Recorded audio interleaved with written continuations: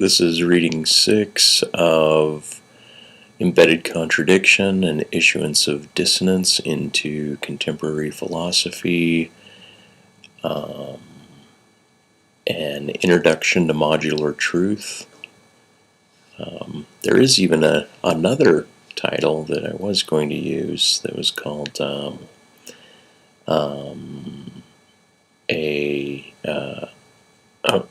like a manual for future diplomacy, or something to that effect. But before I start, I'll say I know the audio recording is kind of flat. I know reading this must appear as if I'm using a lot of $10 words. And but if you are able to follow along and pause and read the words that you think are difficult, then hopefully by garnering a definition of them, it will the reading will be edified through that. And okay, well, with that, I'm going to try to speak a little more softly to get through this. Here we go. All right. The religious attitude to the past is to complete rejection of dialectical thinking. With such tram lines firmly laid in their brains, it is little wonder that so many self-styled revolutionaries fail to see that Russia today, for instance, is as much a class society as any Western society. Page 105, Dancing in the Streets, Anarchists, 1 WWS, Surrealist, Situationalists, and Provosts in the 1960s, as recorded in the pages of The Rebel Worker and Heat Wave by Charles H. Kerr. Oh, the twain of becoming one's life, alike yet away from what one has imagined their life should be, projected to be, watching a psyche having to ordinate itself to a foreign projection, to recoordinate itself to, and now against what is preferred in life, is a type of inferred possibility conflicting from within. This split to oneself brings a dissonance between a world referred to via reference, aka what is, and what one had sensed as a previous option, a real and referable option, but an option that is no longer. The maintenance of attempting to bring one's life back into alignment to where one went wrong, or went astray, or went otherwise, supplements the impossibility of ever going backwards in time, with speculation of what one imagined their identity to identify with. The mental traumas that come with chasing one's projected future trace into present inapplicability and impossibility, I suspect lead most schizophrenics to their diagnosis as such. The finely tuned universe argument and the solipsistic argument are akin to one another, in that they both assume all elements of their universe are for them, accorded about them.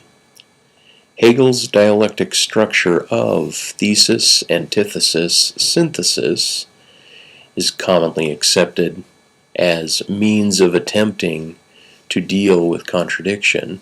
It is also disclaimed by many as having never been from Hegel nor apropos to his work. Nonetheless, to run a tangential diacritical structure ad hoc alongside Hegel's without diminishing the tribal praise of his work, compare and synthesize thesis, association, and synthesis.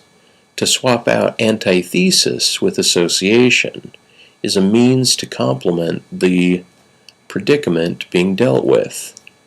This tangential addition remedies some contrary conflicts in that its reach goes as far as any topic item of discourse can be brought into consideration via raw association, such that a trivial item of discourse, noun, topic, category, once associated to the initial thesis, may yield a non-trivial solution to a conflict's resolution, as in finding some other commonality which bridges a divide. My dialectic is to overlay upon Hegel's as a reapproach and a re-enhancement for synthesis and resolution. Assume Hegel's dialectic is commiserate to my thesis at the beginning of this book, and that my dialectic is a type of antithesis of my initial thesis, namely the accepting of contradiction. Compare thesis, antithesis, synthesis, and diction, contradiction, and embedding.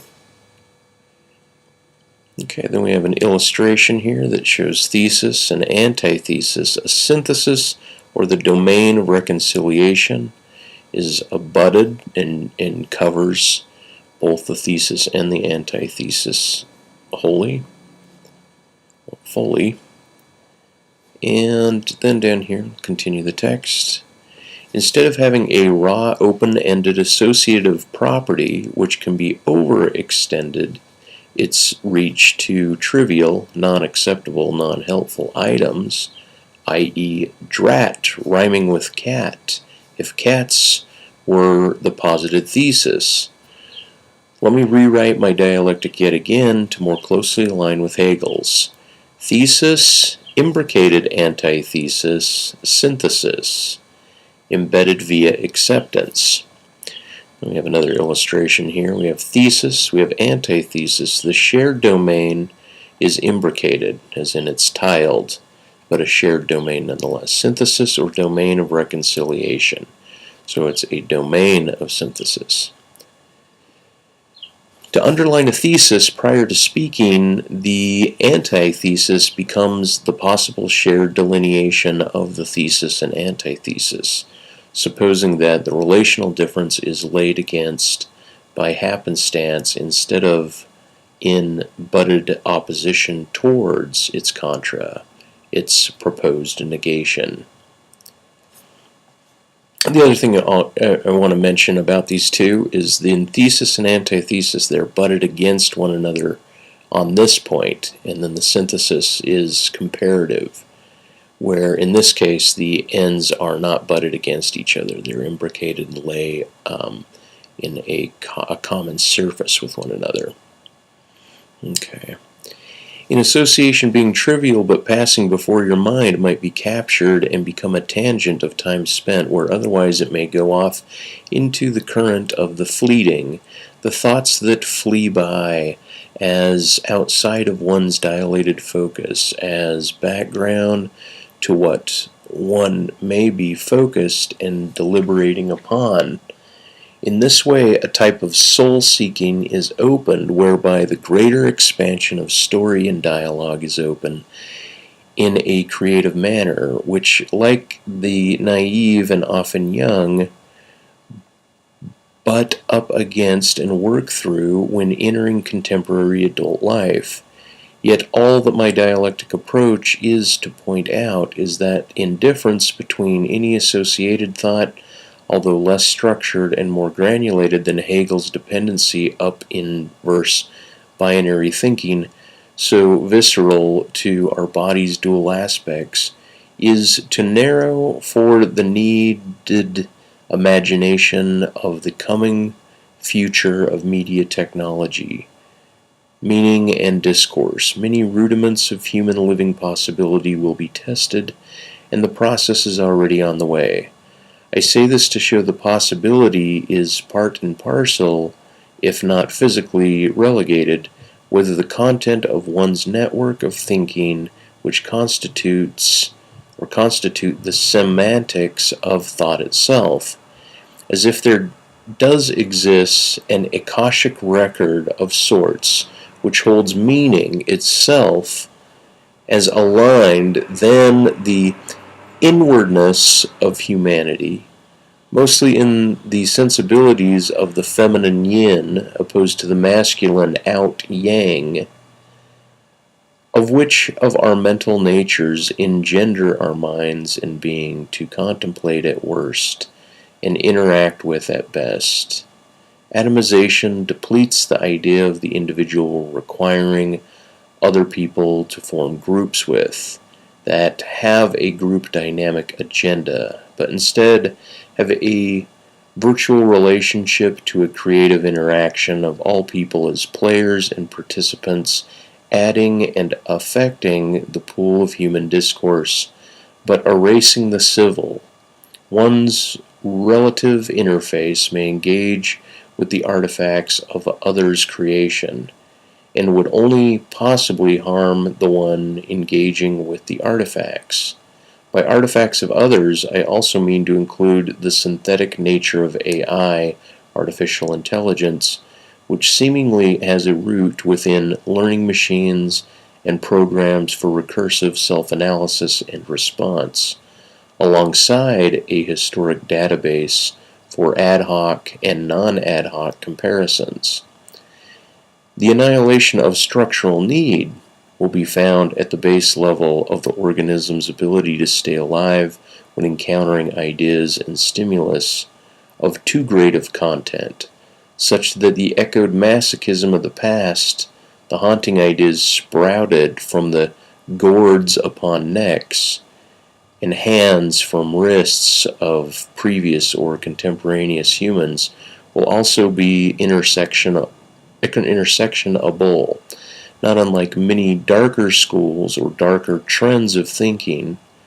On the other hand, too brightly thought of patterns and trends of thinking, whereby the sheer apprehension is not only beyond the person engaging, but later believed or understood to be outside of one's ability to grasp, represent, or well articulate, not unlike this paragraph.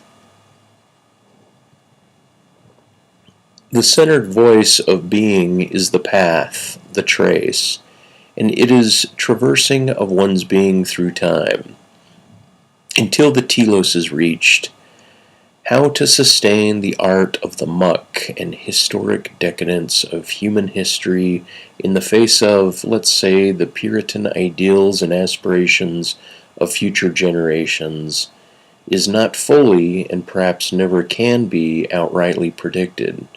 And if a God in the orthodox sense of the Western term God, i.e. the Abrahamic traditions instantiations of God, whereby this God is the only viewer and articulator of the telos of all of humanity and all of one's life's meaning, purpose, direction, is always only ever understood by those of the future as beyond our possible notions currently.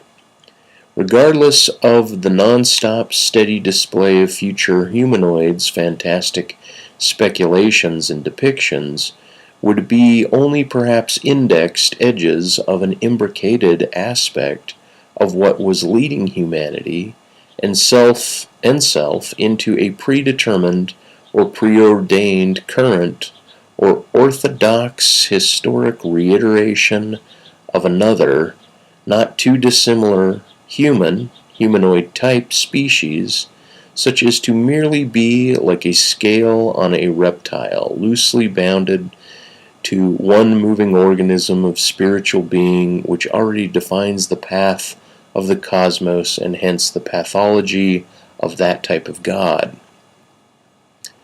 Perhaps a common theos is worldwide and entirely ubiquitous to all humans who speak, that concerns over-induction. The intersection of induction and speculation about possible futures, the realm of inductive speculation, and one's persistence to consider or imagine it, as if there is a grand rule which will, in fact, tell us of the impact of our being to all the material, as well as that is progenitively stellated to accord to having a sense of disembodied post-biologic death soul, and that soul's telos, or lack thereof, considerations. As if the telos applies necessarily here to material biological endings, as a here and now projection of one's end as organisms ends. A full capulation to one's biological end persists, as it seems to persist in evidence like gravity in all cases. Are ethics openly bounded, defined to dogma? Or dogma a frame from which ethics are understood? A persistent alignment to a one's communal conduct recognized, then recognized as distributed among others, and often policed by oneself or via the group. Are the deontological aspects of ethics dogmatic, dogmatized only when policing others or comporting oneself to a distributive ethos? There is evidence that persistent conduct derives from both authoritative and tandem following. Monkey say, monkey do, and monkey see, monkey do.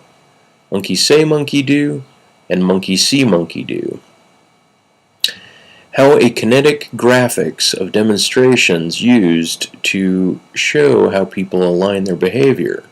The graphics themselves can function as influencers to conduct. I think you were placing your engagement with Steve, not knowing exactly which Steve you were referring to, within the domain of the epistemic realm. If when you grab your dick to piss, you are not thinking about the haptic sensation of grabbing your dick per se, are you believing that you are grabbing your dick? Or are you believing that you are peeing? If you are peeing in the dark, thinking about last night's dinner, are you believing that you are peeing? Or better yet, are you believing your pee is yellow? Assumed unconscious belief.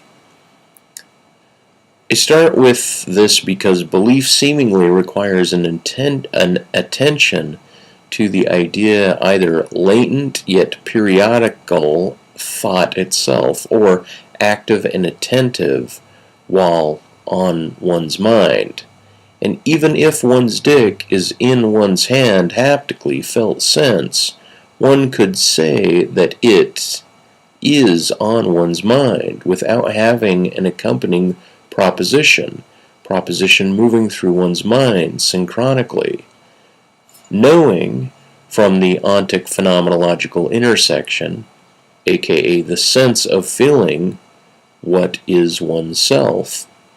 Therefore, having not been in your discussion, but still defending a position to hold one's beliefs like holding one's dick, would be a type of ontic positional knowledge belief opposed to an epistemic language knowledge belief, such that at least two types of belief layers coexist in many cases, amplified by a female reader, and further differences separating the vulgar versus the puritanical, saying dick instead of elbow, are laid atop of one another in the matter of a plastic sheets as a palimpsests or transparency, whereby one could sensually haptically maintain that the world of other minds doesn't exist, as one is only feeling that they themselves have a mind, but not thinking,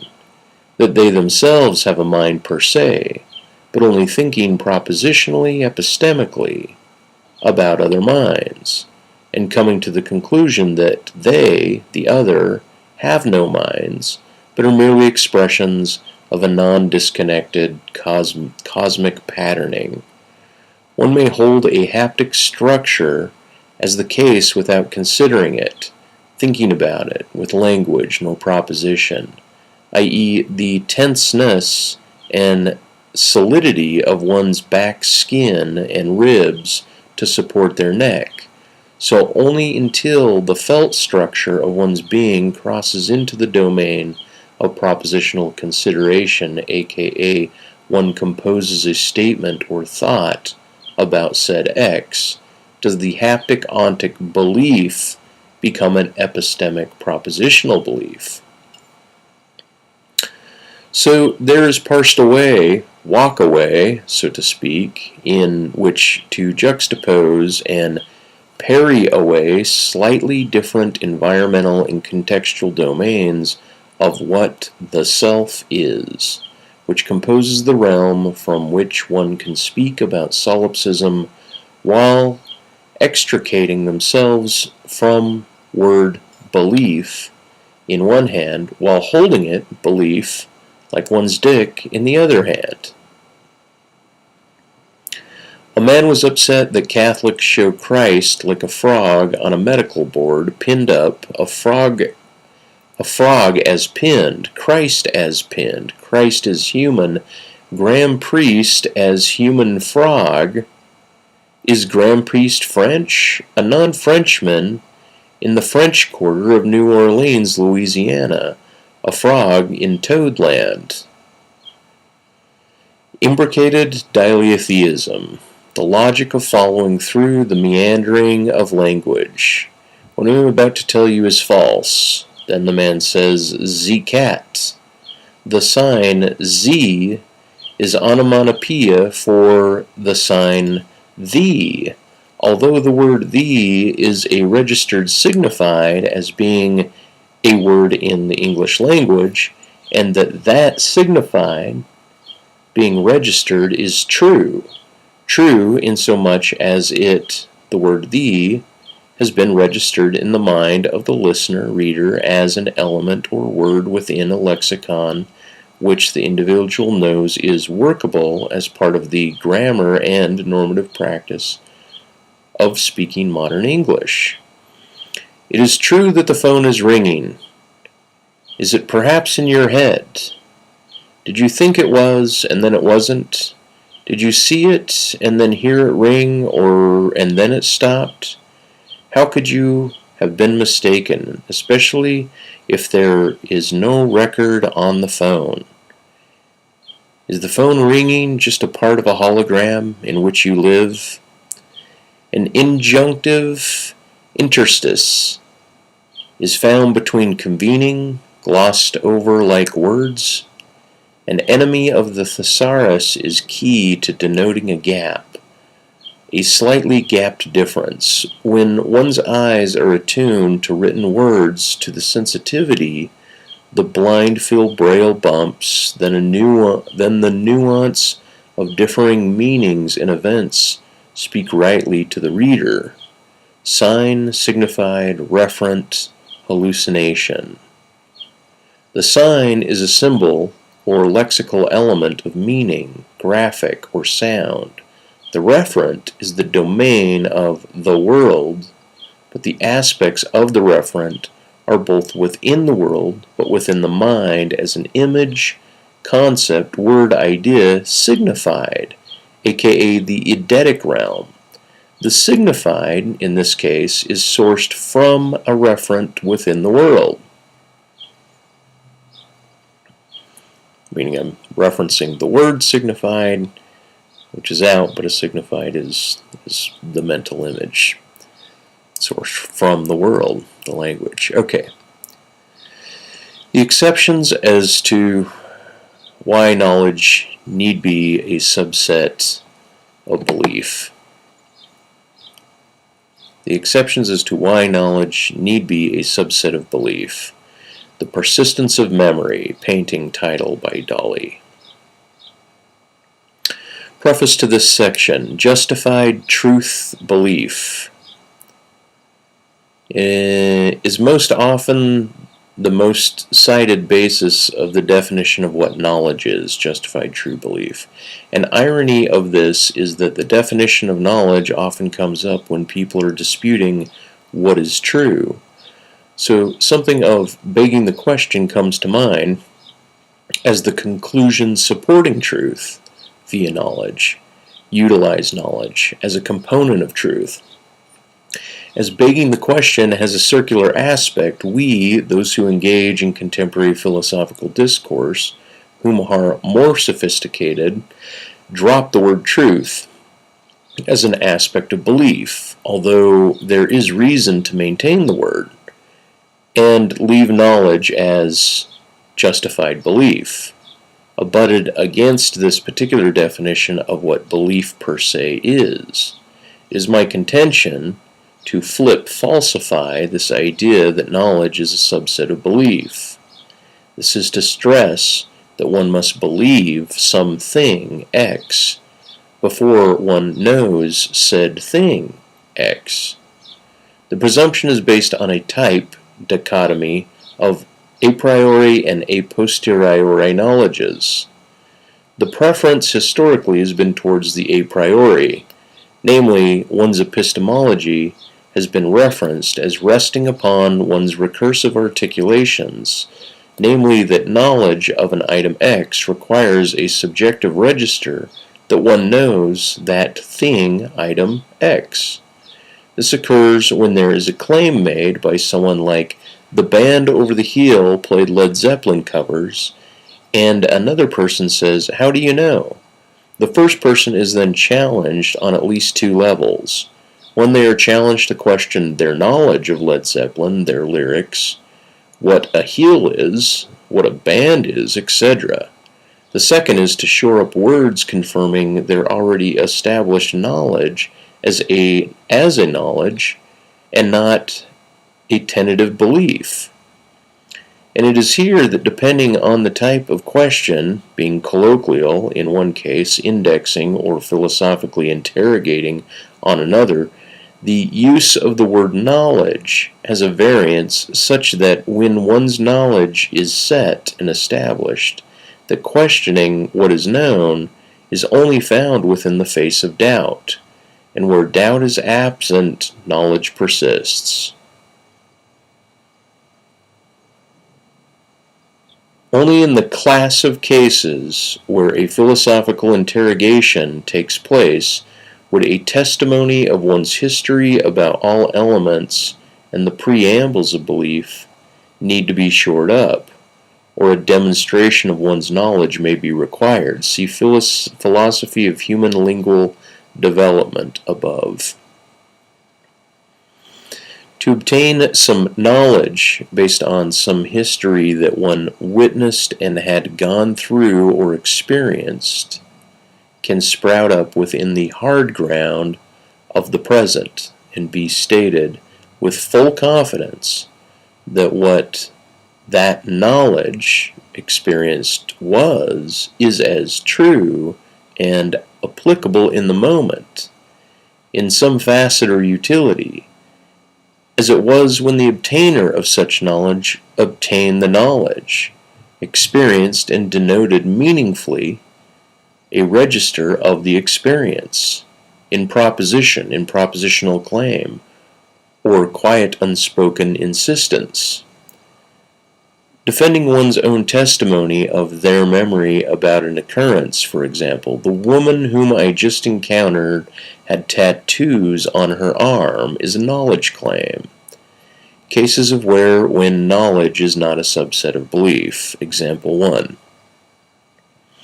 In the case prefaced above, an acquisition of knowledge has been included within the person claiming it. It is stored within the mindscape of memory, emerging when it does, as so the reapproach of one's mind back to the domain of this specific knowledge as it comes to mind as a memory is said to be known, with complete confidence, with no doubt. A reiteration of the process of acquisition of knowledge primarily is no longer present, needed, nor in consideration. This is the case of re-engagement with knowledge as an immediate attribute of mind. Subsequent rounds, re-engagements, have zero necessity to fall within the domain of belief. It is as if belief is also a ladder that got one to knowledge initially, but has since been kicked away.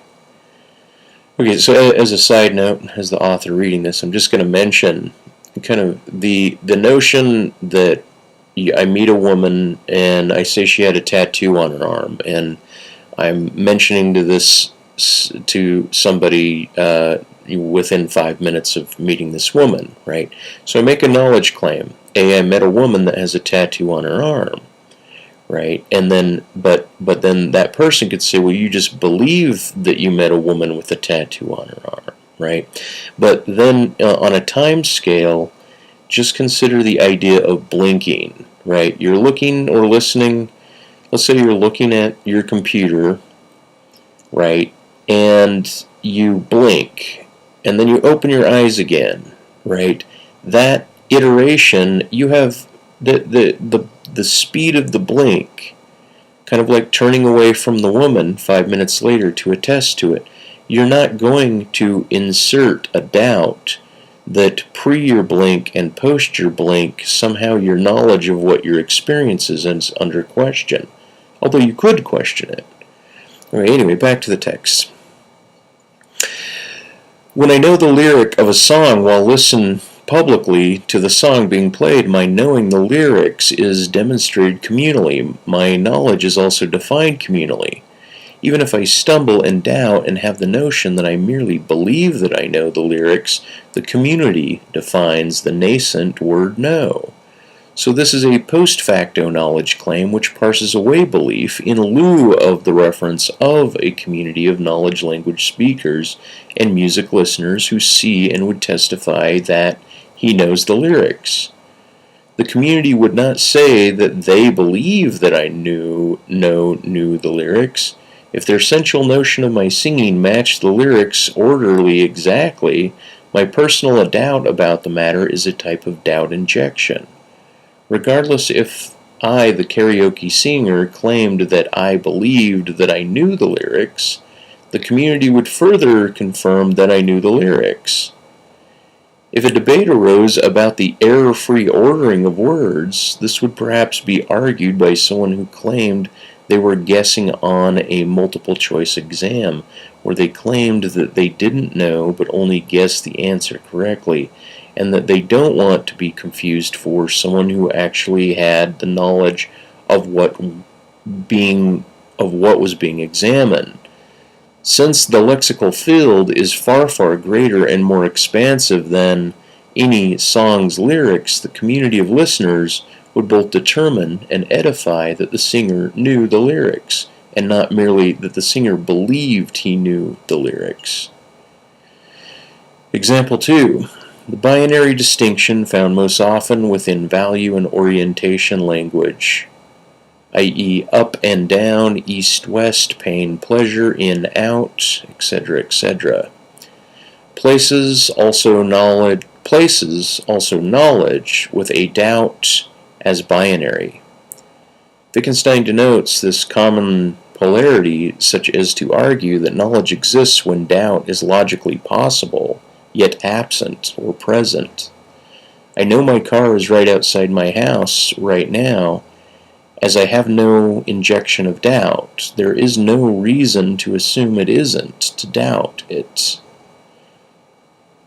It's two-sentence. There is no reason to assume it, or to doubt it. I do not believe my car is outside dominantly over my knowing, as my behavior avails my trust that the car is there, in this case. I know it is there because I behave as if it is there, and only if the car is not there in any circumstances does one employ the phrase, I thought I knew. Until the unusual occurs and doubt is injected into the situation, does one have any reason to re-examine their conviction of knowledge, aka their knowledge? And because these mistakes do occur, the usual contemporary philosopher says that the person merely believed that their car was there, that they thought it was. My mind is absent of thought on the matter. I make zero propositions concerning the car being right outside my house to myself or others. As no internal monologue, no topical signifieds arise, nor is any communal language speaker present questioning me about my relation to the car, its location, my orientation to it, etc. It's a non-category at this stage, because it simply hasn't come to mind. Therefore, all things which are congruent with my unquestioned behavior are known. Only in cases of discongruity is knowledge re-examined. The contemporary philosopher needlessly takes this one step further as to then claim that the domain of knowledge is always within the domain of belief, overlooking time, not acknowledging that knowledge and belief rest independently in ephemeral states. In opposition to my claim, one might insist that at this time I'm strictly believing that my car is outside, as if my sovereign mind is not as I report it, and as if my report was that my mind was elsewhere on other topics than on concerns of belief. These philosophers I simply give an incredulous stare. In this example, if one insists on using a Venn diagram to define these terms, then knowledge is at least equivalent to belief, and not a subset of belief prior to any discongruous happenings. Shores up the identical shoreline. Expounding on example 2, reconfiguration. A dialogue. Rodney says, confidence is not a metric for knowledge. People can be confident in many things they believe and also be wrong. Mike, why isn't confidence a metric for knowledge? I mean that only half rhetorically. What does it mean to you, Rodney, to know something and be confident in that knowledge? Just to later not be, or not be so much, or simply be open to reconsideration. I think that knowledge relative to certainty is a type of non-probability spectrum of confidence, from one way to think about it, although you may have a liking for perceiving things in the manner of the Gettier problem, necessarily probabilistic, maybe not. But by mere speculation we have at least two possible yet differing approaches to the word knowledge, where neither is definitely aligned with justified true belief notions. One might be considered inductive and or adductive through the phenomenological lens, and the other when the consideration of considering the true aspect of knowledge to be a form of begging the question about knowledge as justified true belief. When truth, as both its claim to a fact and the indisputable aspect of a fact, is that it holds true. The conclusion that knowledge holds a truth and is supported by truth is the conclusion being supported by its premises. Yet truth is required here such that belief can be falsified. Such is the case for the Gettier problem, namely that one can hold a belief about an object in a tentative fashion, such that I could sense and claim that there are 3 cats upon a hill over yonder, and that this can be held as sensibly the case, and we may attribute this as a knowledge which I have. But it may be the case that upon approach of the items, we determine that one of the items is a cardboard cutout of a cat, yet the other 2 are cats. This new information is the falsification of the initial claim, which in the case made the claim of 3 cats false. At this point, we agree that there are only 2 cats on the hill. We are confident of this claim and claim that this is true and that we have knowledge of this. We may go away from the mountain and agree that we know what is a cat and what is a cardboard cutout, and we may know the truth of the matter. The matter is settled. We know there are 2 cats on the hill.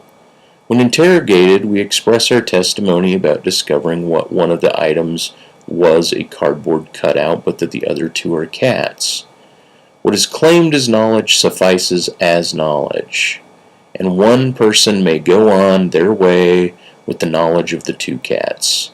The others may find out many weeks later, after knowing they saw cats, that the items were robots of cats and not cats at all. In lieu of a final authority about the case, disagreement may arise. So, to extract the word true, where true takes on this sort of absoluteness of the matter of a case, from the definition of the word knowledge, such that knowledge is merely justified belief, seems more apropos to this case. So what is claimed to be knowledge can be more than a single index definition. Knowledge is confidence without doubt, knowledge as justified belief, which holds as the case from the phenomenological vantage point, knowledge which is justified true belief, such that falsification can occur if one interrogated about knowledge, such that epistemological domain is preferred over phenomenological claims. There is more than one way to skin a knowledge. A common theme the two of your responses had was centered around, or centrism to, truth. And I think that there are many varieties of such an idea. Yet I want to put forth the idea that the two of you are truth-chasing, truth-wanting, in want of truth, as if once you've found it, you have it and hold it, not dissimilar to knowledge, or better yet, knowledge of the truth. As if that's not tautological. All right. Here we have an oscillation between two types of the word true, where one sense is a matter of case and the other a matter of direction. E.g., the arrow flies true, true as a matter of course, if when destination is accomplished. Consider a latent counterfeit item like a dollar with the exposed counterfeit dollar. As long as a counterfeit dollar is traded as a dollar and moves through circulation as a dollar, it is true that that item is the medium of exchange whereby a community of users refer to it and act with it as a dollar. If it is never discovered that that item is other than what its use and reference suppose it to be, then it is true that that item is a dollar. Only upon doubt and uncertainty and scrutiny about the item could such an item become exposed as possibly a counterfeit. Since truth and knowledge have variability alone and together, the certainty of the case is most often like the sciences, held as an approximation and confidently held. Chapter Totality.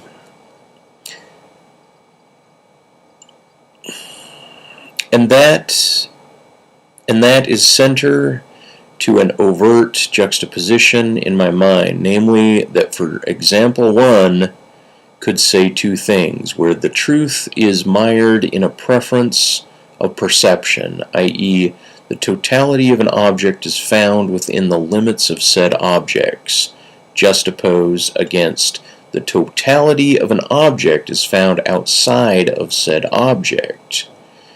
Feel free to swap out object with item or item of discourse. Okay, we have a new illustration. And in this particular illustration, we have a circle on the left, and there's arrows from the center pointing to the inner exterior, or the inner interior, the outer interior, and the words say totality as the limit of the object. Okay, and then it says totality of an object, right? And so then the circle on the right has arrows pointing to the circle from the outside, saying totality of an object found outside of itself. Dare to mentions this, and I'm utilizing it for this discourse on truth, by the way. Okay, so that's the illustration. When one considers the first, it makes an adolescent sense of as being obviously the case, and that is both the case and true. Yet the second example in my mind rings as also true, for the emphasis now found when focusing on the word totality. For what makes an object total? Is color contrast needed? Is comparison needed? Is binary language of object and subject eschewed in the first totality, yet absolutely required in the second? How can one ponder totalness of an X object as a referent in the world without including the act of one considering what totalizing infers or implies? This is an entanglement. So the truth quest itself falls to question, and not so much into fuzzy logic area, but a bivalence, T1 and or T2, where T2 has multiple varied aspects, where T2 equals T2 plus. As far as confidence is concerned towards a lottery or a hope of such and such, I don't totally exclude the intersection between confidence and belief, but focus on where confidence is held as an underline of the word knowledge, belief, certainty, and assume that neither of you two doubt you have a back when you reach over your shoulder to scratch that area. Your confidence is underscoring a knowledge of your back, not merely a belief that you have a back. Like lore and fables, you could displace your confidence within a dream and then posit doubt about whether you knew you were scratching your back within a dream, although while in the dream you were confident and knew you were, but upon awaking realized that you only believed that you were scratching your back, etc., etc. Anyway, I'm espousing and not really attempting to speculate nor surmise either of your complete considerations about truth, belief, confidence, faith, knowledge, certainty, logic, fuzzy logic, probabilistic Gettier types of thinking, limits, attributes, etc. But like contemporary leftist, American political left, spectral notions of power and privilege of one's living carcass within a cultural context is examined and judged with mobbish reactions, so is the history mobbish demands of the truth quester.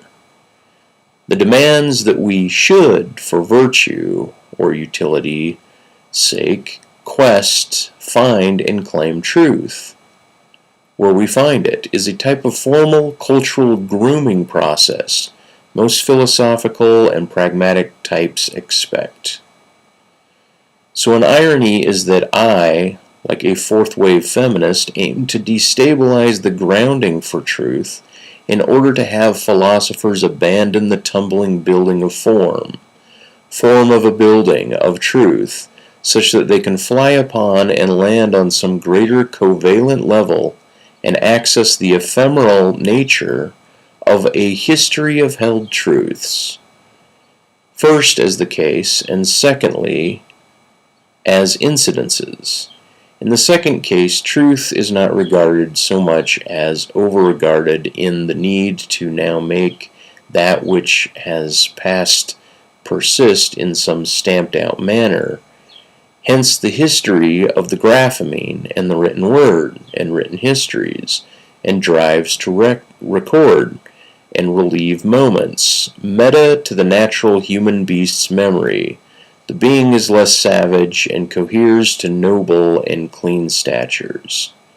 To say, I know my car is outside my house is a proposition, so it would definitionally also fall under the category of something you think is true, a belief.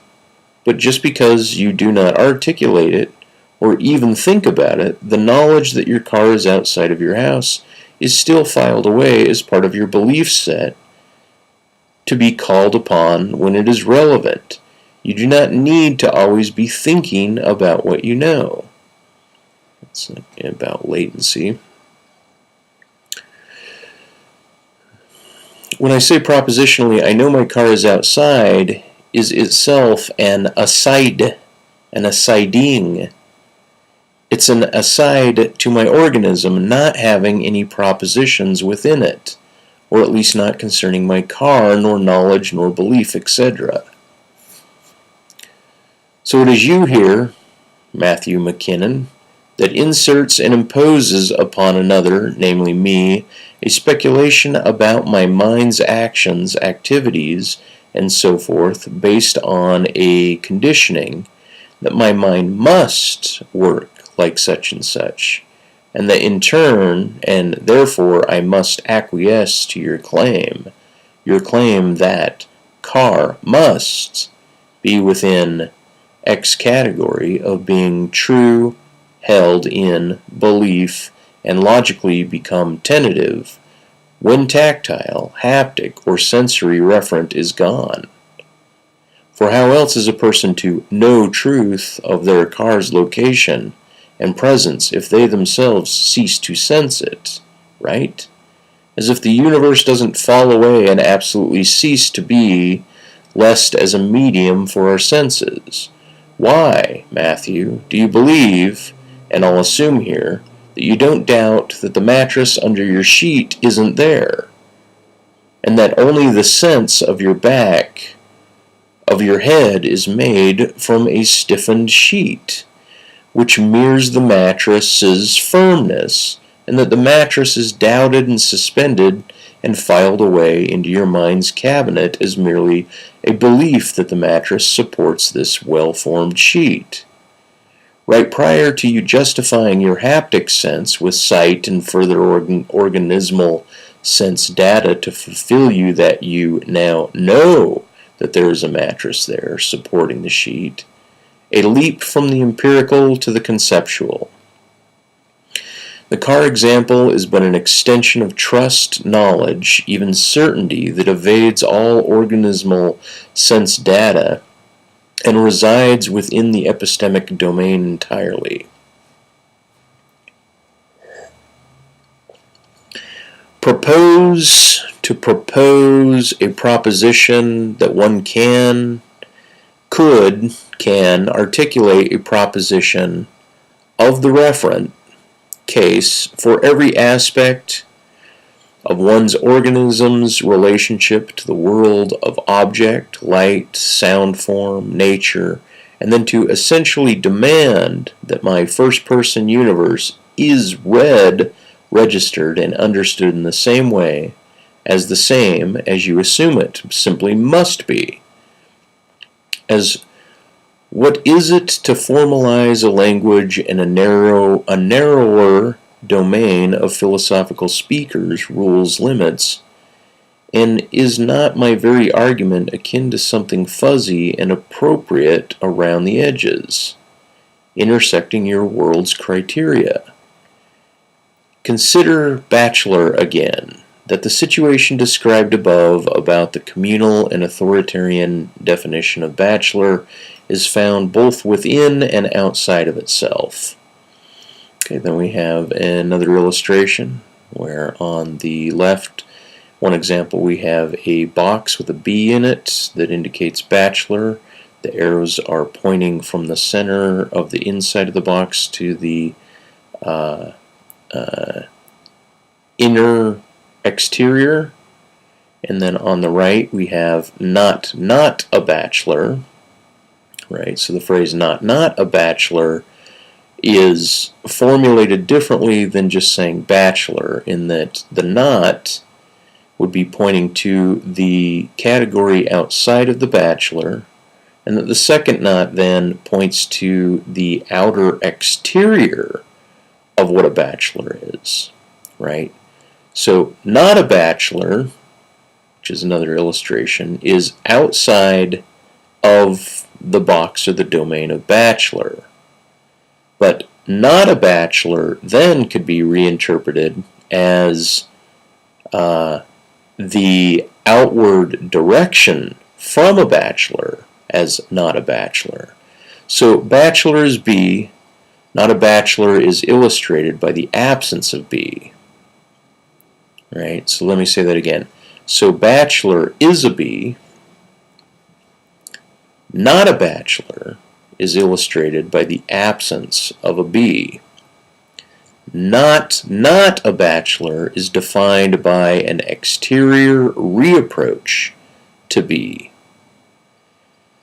Now, there are two definitions of a thing, the same thing, yet one is defined intrinsically and the other is defined from its exterior.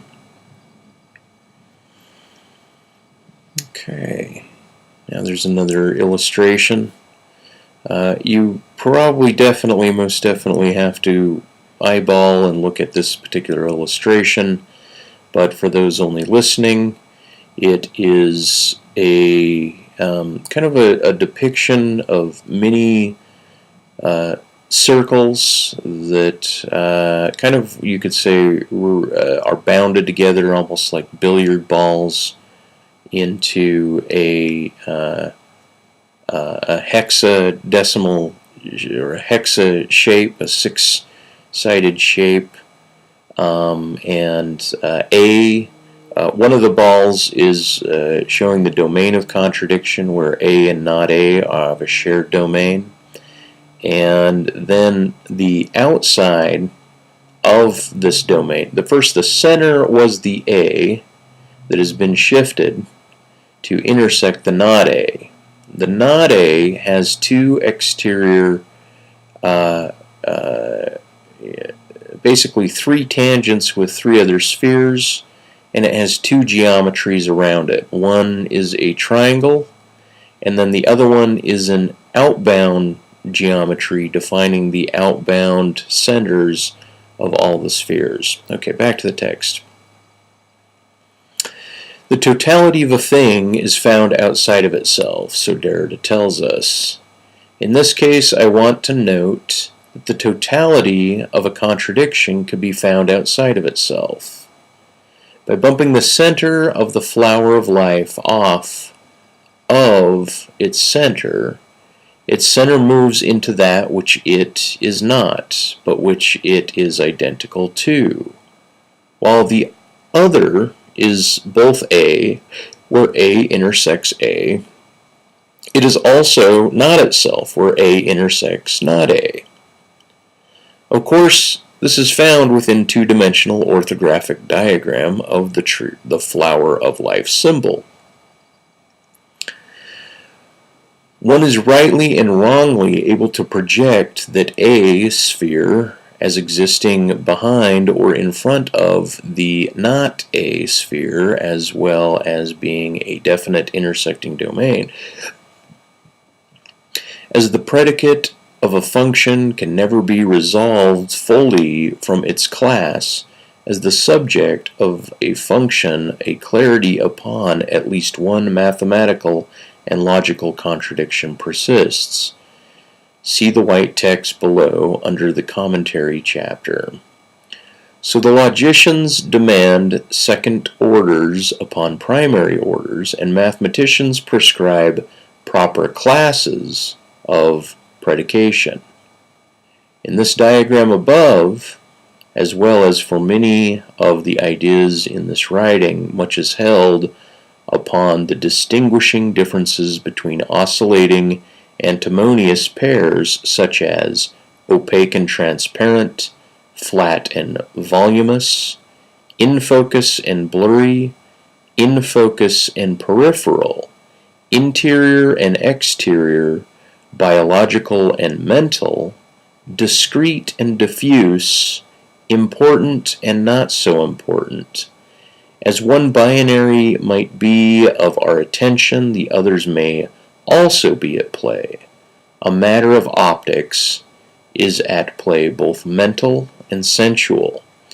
In the case above, when the modern contemporary political climate of identity politics, we could ascribe A to a person where A is considered racist in the orthodox use of the term. Intersections a denial of such a claim with not A, but reified by the exterior duplicate, identical A's, showing a geometric pattern or systemic form of racism by both identical forms and tangents, but also by identical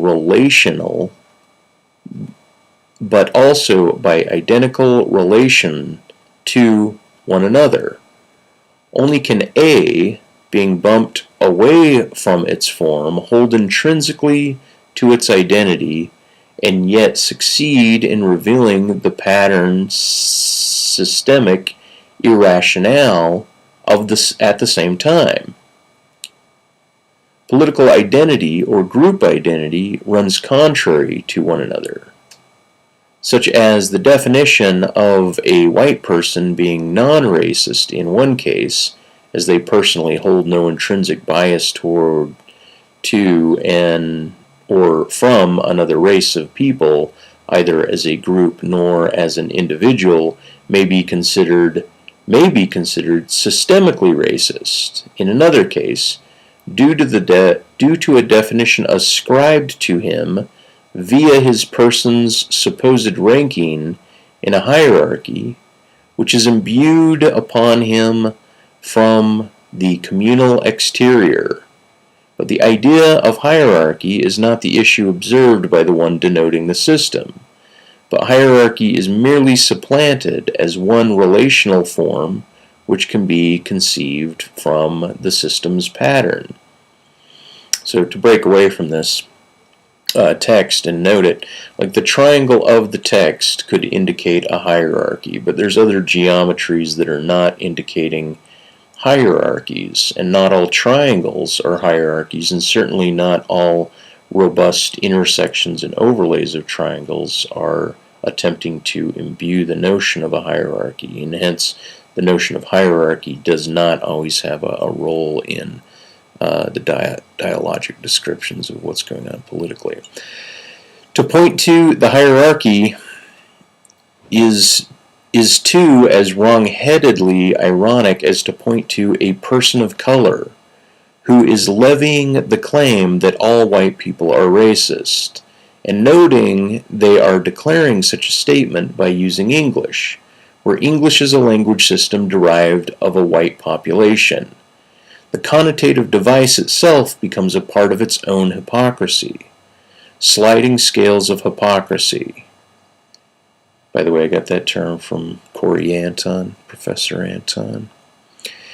Sliding scales of hypocrisy seem to abound depending on the geometric or socio-geometric pattern one believes they are witnessing. A type of eisegesis is presumed using the same language of the exegesis of what is said to be one's supplemented mother tongue. The simulacron of a displaced and discontented people. As some people wish to abolish the schools of history, where the inventory of how we arrived here is most often always upon our contemplations. Example 3, fables and folk tales and motifs. In general narrative which extends beyond the register, understanding an English proposition beyond clarity of understanding an English proposition, such as our back and forth discourse on topical thread, leads one to understand a motif. From, let's say, a children's book or a book on myth or lore, believing one believes what a myth is saying. A presentation of a narrative presents at first a knowledge as register of a common language, then sorts itself into propositions and propositional content, and then upon that is modern reapproach and analysis of our relationships to registered words, meanings of, from propositions, and finally an application back to propositions as they are visually consumed and claimed as truth-bearing, even if that truth is a truth of a myth, a fiction, or analog of nonfiction. Perhaps we could establish an overlooking of Mandelbrot sets in terms of their having a mythic aspect, as one might describe what they see when looking at geometrical patterns.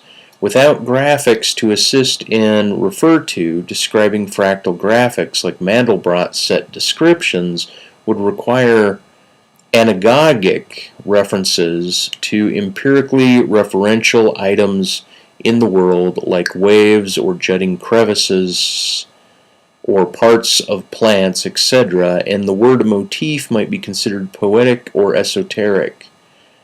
To say, when describing non-empirical graphic forms, one uses esoteric analogs, and these analogs are mythic, is, in my opinion, okay. Although this is a quasi-use of mythic from narrative allegories, generally in relation to human relationship archetypes, I nevertheless put geometric descriptions in the motif of the mythic, without saying geometry is a myth. Perhaps this is a carryover from analyzing geometrical patterns found from star constellations which have a narrative story associated with them. Purposeful woo-woo, and hence the formation and formalization of the Occidental wave to the unity of language as it relates to math, from the softer continental tradition of context-laden metaphor to analytic strict confinements and the toss between the two. Confucianism, Taoism, and Buddhism intersect to find Oriental truths. A case and knowledge as to where one's heart lay, or one's greed becoming predominant in orientation to which earth element a person or trait of a person is assigned to in these traditions. Earth, air, wind, fire, for example. These mythic elements have meaning, yet differ heavily from the periodic table of elements. Ascribing a larger meta-narrative upon accepted, grounded, reduced, and literal meanings often exasperates people who prefer literal use and meaning portrayed in language.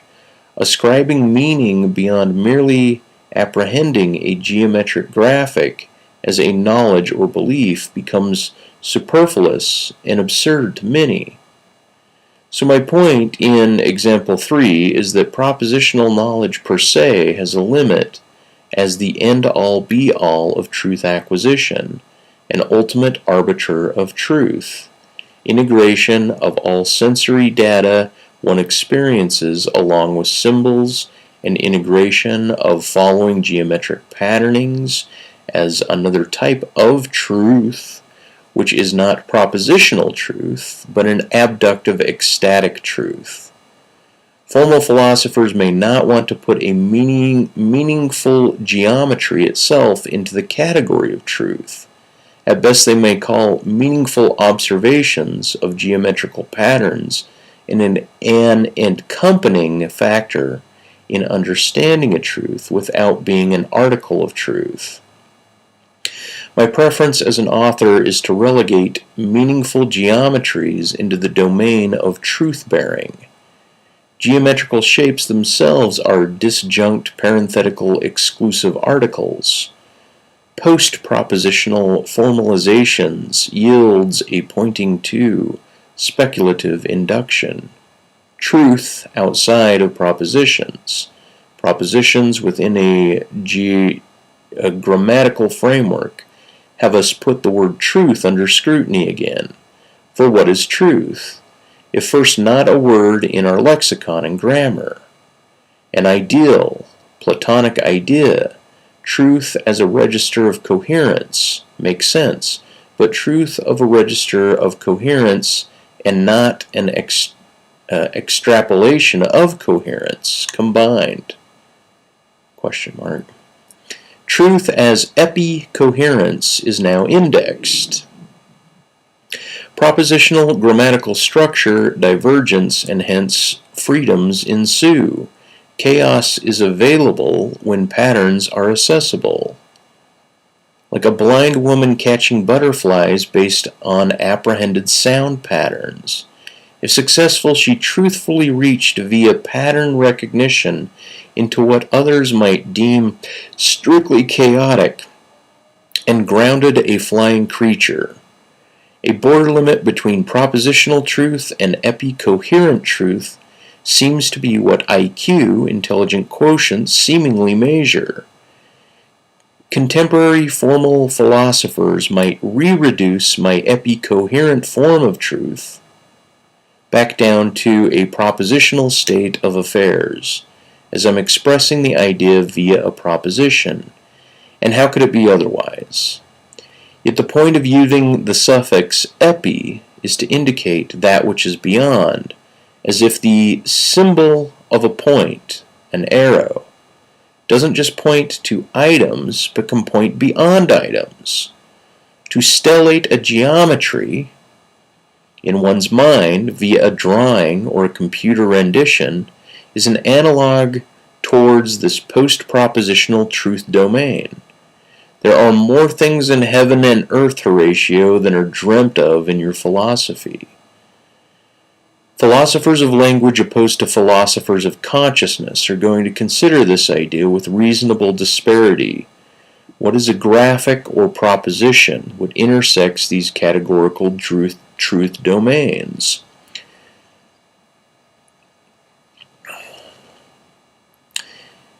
Many contend that belief is an attitude towards a proposition, and from here surmise assumptions about the nature of the world are spoken of as if the matter of belief per se is resolved. To this I retort, beliefs may have content without having propositional content. Belief has at least two indexes. One, that belief is an attitude towards a proposition, but belief may also be an apprehension of a case where what is sense has contrast.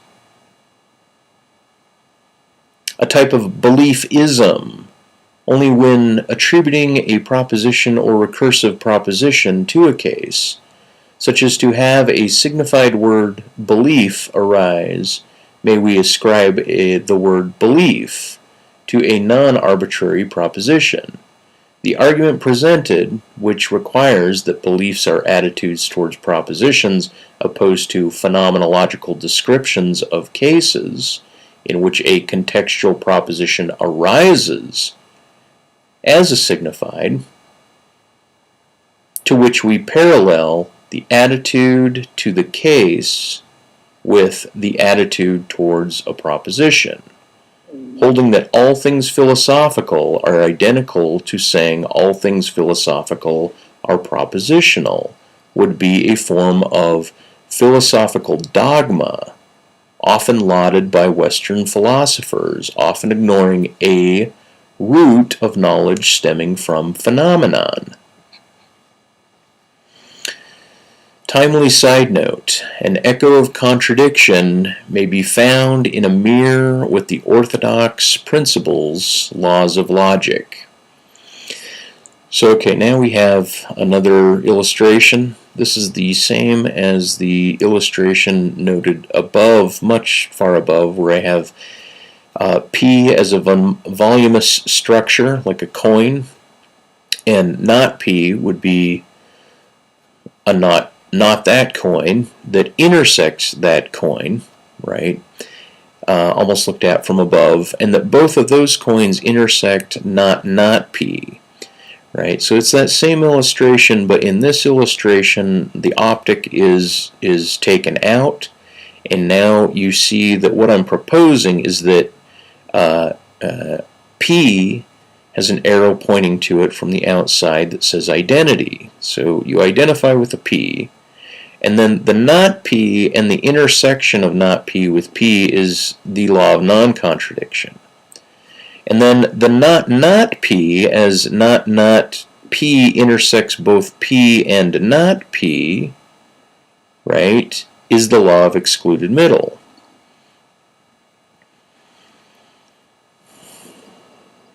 Okay, next chapter.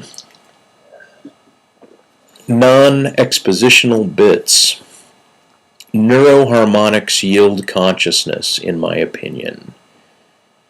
It occurs within physics and, like stellated Platonic object forms, point to a point or greater pattern, or in this case the harmonics harmonize to a mental or eidetic imaging to the embodied subject.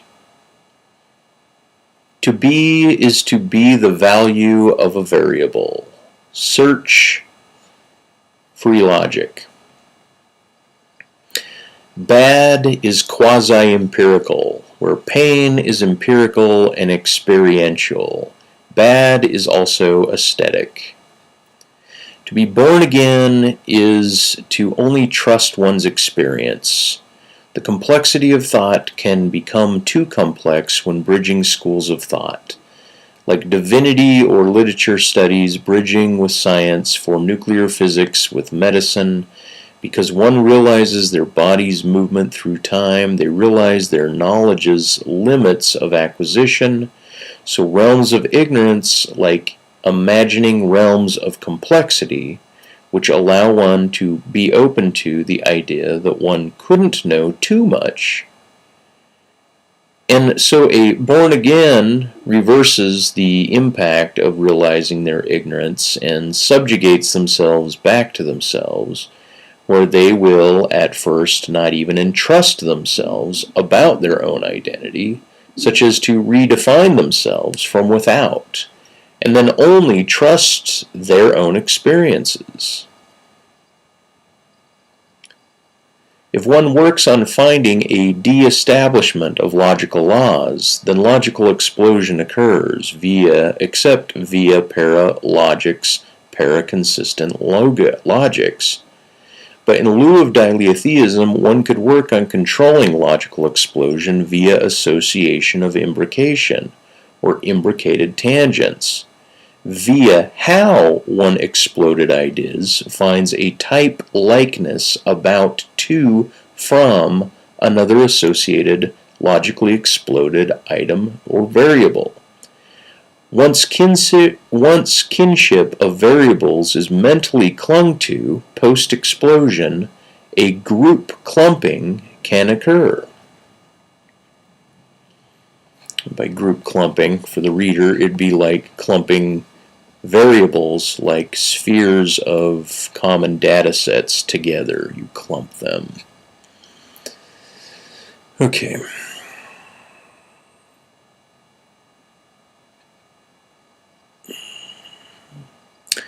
With the colorful diagram, when splitting a contradiction in order to figure out types of ordered contradictions, ones that are acceptable and ones which are rejectable, consider essentialist and contextualist readings of A and not A, or where A is allowed to equal lowercase a.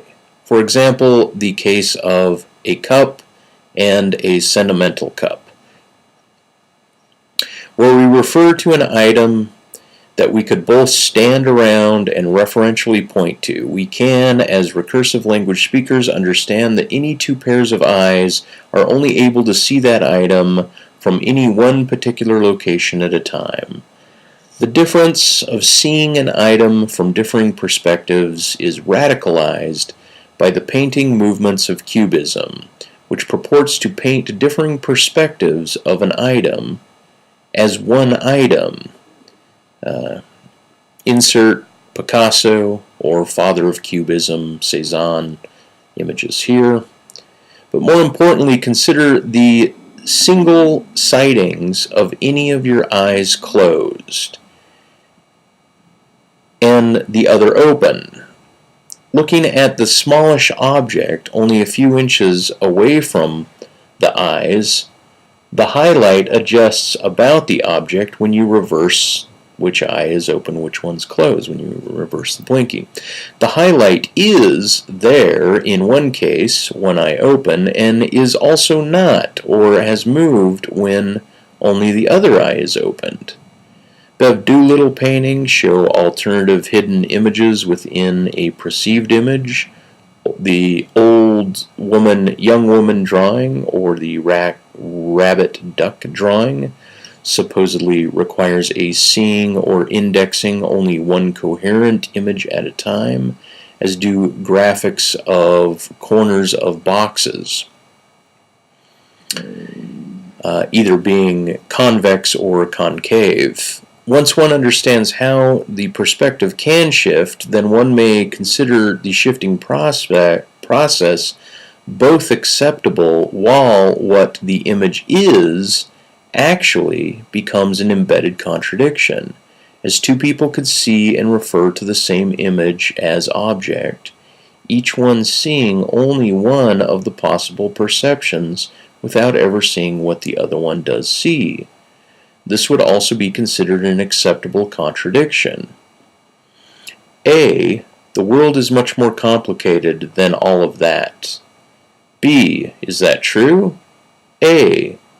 An assertion, a speech act meant to convey but not convey truth. Truth is secondary and not necessarily needed at all anyway. The world is more complicated than all that.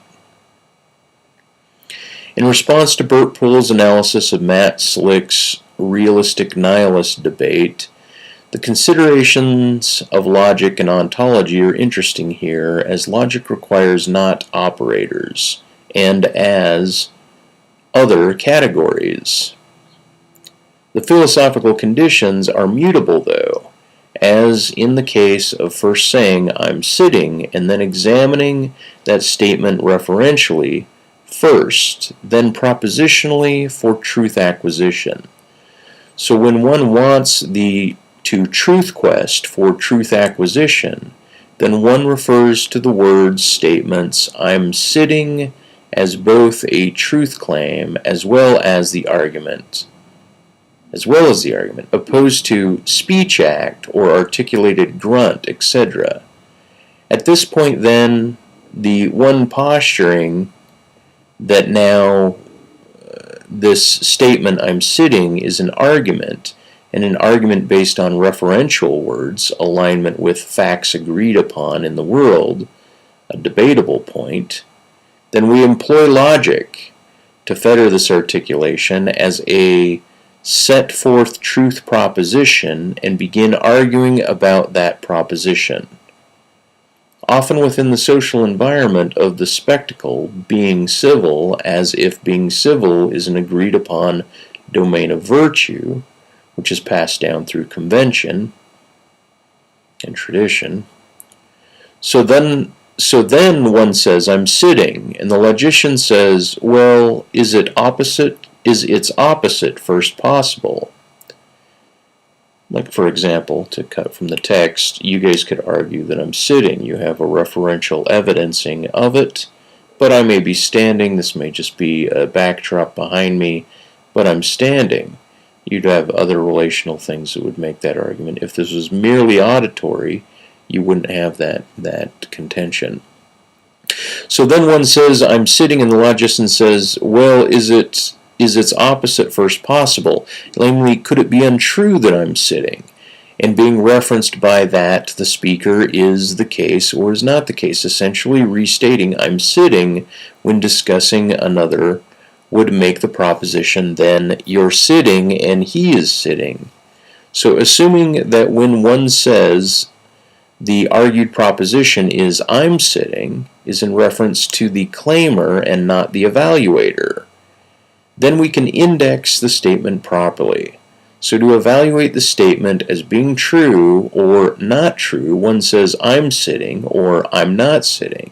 But the logic of I'm sitting can then symbolically be stated as not I'm sitting, or parenthetical left, not I'm sitting, parenthetical right, Bert wants to approach logical cases in a self-referencing manner and agreed upon excluded middle in order to suffice basic principles. So Bert says, I'm sitting, or not, I'm sitting, dandily. But then follows with the double negation, not, I'm sitting, i.e., I'm not sitting. And furthers with to say, I'm not sitting means that I am sitting, which is generally accepted, but may not be agreed upon, nor agreed upon and being true, let alone the case. The issue is within agreement of double negation indexing. It is not always the case that saying, I'm not sitting means that one is sitting.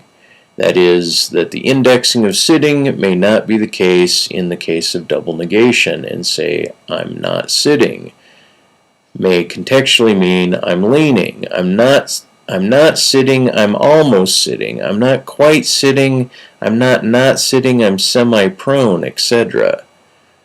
So the second not operator itself has some deference which widens the realm scope of strictly essentializing the primary not operator, as if one can rotate out away from the alignment with either the case or not the case contextually and gradually, as in the case of color theory. To say teal is not blue could very well be agreed upon, but to say in response, well, teal is not blue, recategorizes the attempt to escape this category of the case, such that the statement teal is not blue and teal is not blue are both the case in lieu of truth, and so that when one is requiring a quest, an agreement for the truth of the matter, they attempt to insist or continue to primarily refocus, reapproach the indexing, such as to garner step-by-step agreement to hopefully come to the same agreed-upon conclusion. So I write all of this not because I think that Matt Slick's argument is spot on, or because I think Bert's recommendation of adding another premises isn't a good idea, but simply to import the idea that the second negation may itself be a disjunct. I'm not sitting. I'm doing something I'm almost synonymous to sitting. I'm not sitting isn't quite the same as I'm sitting. This is the issue with essentialism versus contextualism within logic, aka uppercase A equals lowercase a.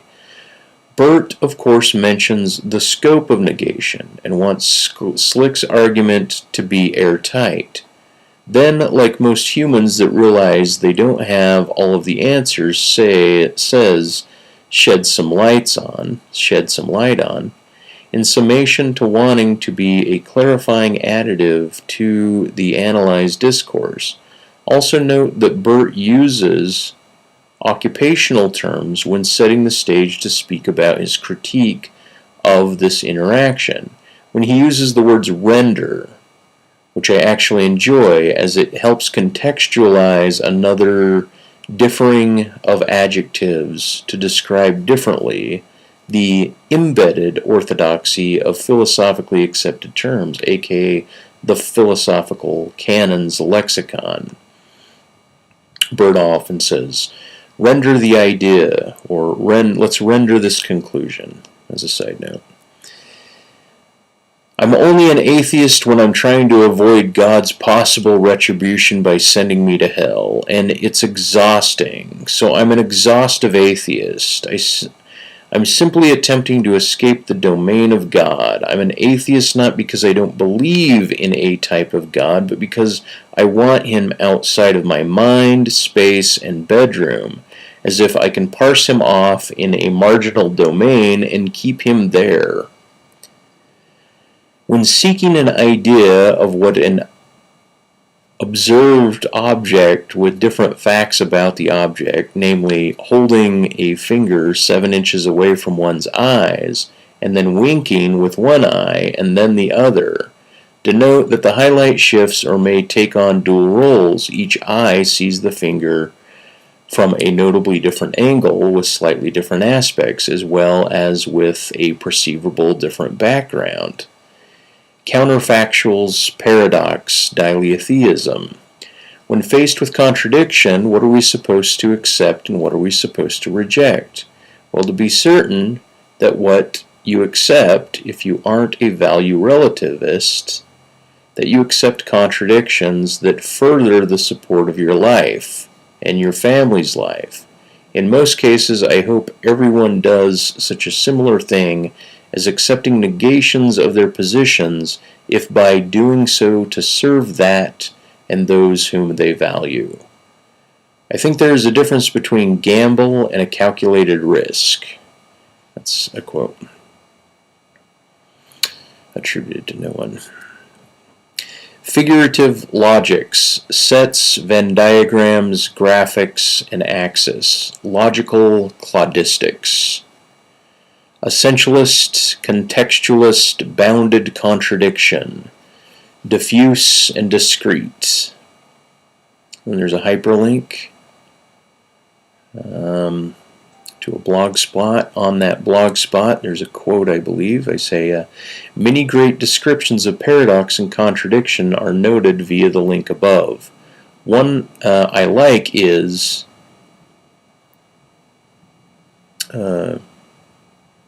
Ationality must give up its reliance on a mutually exclusive division between the objective and the subjective, and abandon the human modes of categorization based on the mutual exclusivity.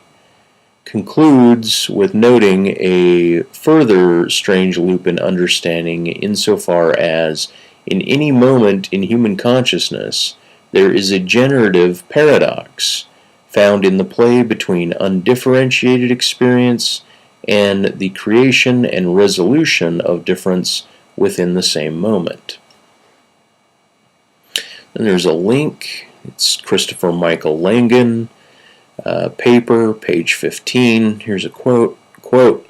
In effect, syndifferensis is a metalogical tautology amounting to self-resolving paradox. The paradox resides in the coincidence of sameness and difference, while a type theoretic resolution adheres to the logical and mathematical distinction between them, i.e. the stratificative dimensions of an infinocognitive lattice. 32. Thus, reducing reality to syndiphionous amounts to paradox informing it. This has an advantage. A theory and its reality built of self-resolving paradox is immunized to paradox. Quote again. Just as semantical logic concerns itself only with the functional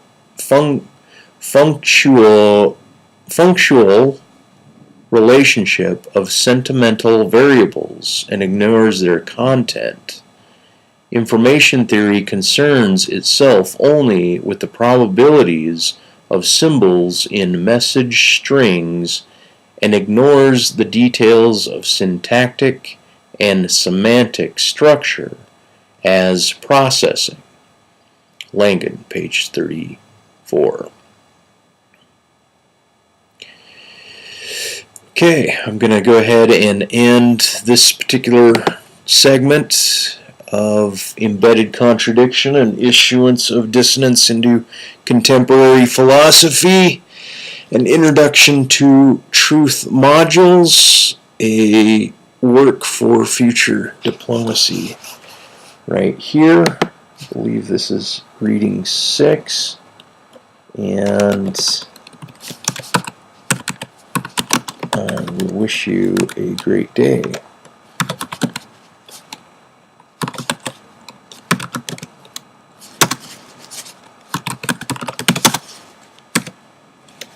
All right. Till next time.